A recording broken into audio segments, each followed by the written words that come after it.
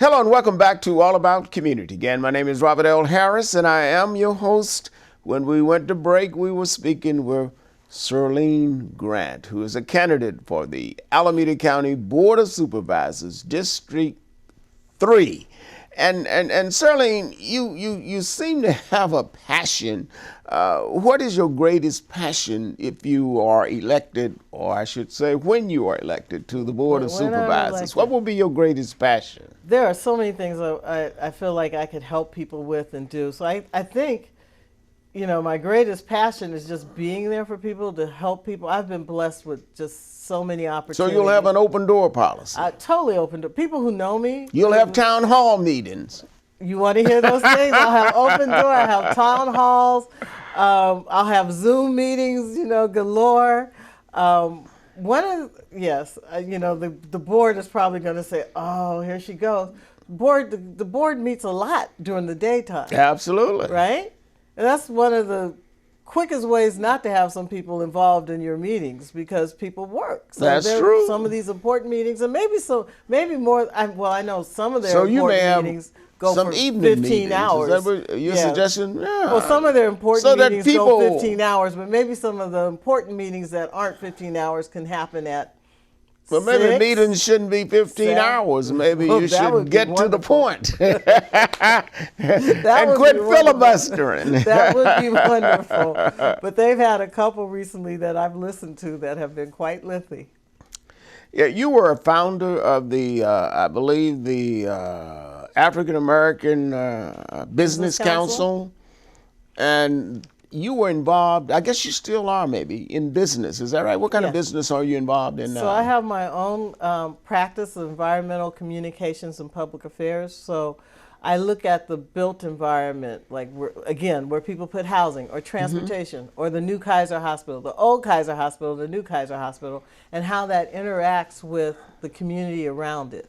So sometimes there are air impacts or traffic impacts. And that's part of your campaign, if I recall correctly, protecting the environment. Protecting the environment. And what role does the county play, or can the county play, or should the county play in protecting the environment? Well, our environment, so there's the natural environment, for which the East Bay has the beautiful rolling hills and so forth and so on.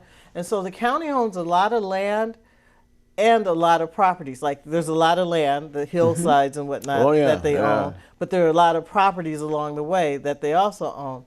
So it would be good stewardship for us to protect the open space, and it would be good environmental green business for us to make sure our buildings are operating correctly and smoothly, and have state-of-the-art mechanical systems and so forth and so on. Now, you have any specific plans that you would think about implementing in terms of protecting open space and stuff? I don't have any specific plans. I'd have to look and see what areas are. I guess probably my biggest thing would be to stop encroachment, especially one of the things I might look at, since the county has this large swath of East Bay interface with the Bay, is to look at how we're setting up some of the erosion controls and some of the floods, because there are natural ways to do that now, and look at how that's happening the whole length of the shoreline. Someone may have done this. I don't know that, though. What about mental health services here in Alameda County? Yes. Any thoughts or plans concerning? It's a big issue. It's a huge issue. What are your thoughts in terms of tackling that issue? So I'm going to speak now just based on observation. Okay. But I really need to look at the data. But the observation is that there are so many people not getting the services they need. Now, are they not getting the services they need because they don't have a navigator or somebody to help point them in the right way, and it's such a complex system? And then it also kind of spreads over to, there's this big movement right now with police and the sheriff's department and the defund, and people get they're like, oh God, the police are going to go away, how will we be safe? No, the people who protect and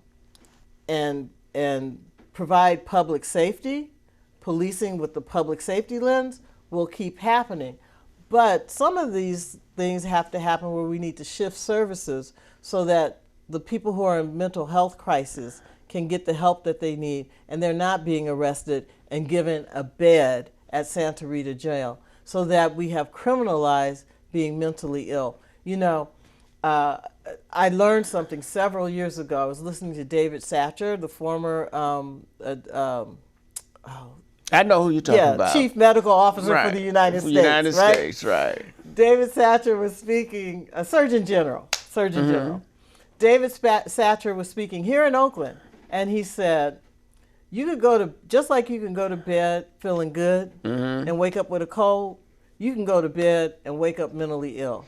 You can go to bed feeling good with a cold and wake up with... You could go to bed, just like you can go to bed feeling good and wake up the next day with a cold. Wake up the next day with a cold. You could go to bed feeling good and wake up the next day with a mental illness. Wake up the next day with a mental illness, something that we have to take serious. We have to go to break, so don't touch that remote. We will be right back with All About Community. Again, my name is Robert L. Harris. I am your host. And my guest is Surlene Grant, who is a candidate for the Alameda County Board of Supervisors, District 3. We will be right back.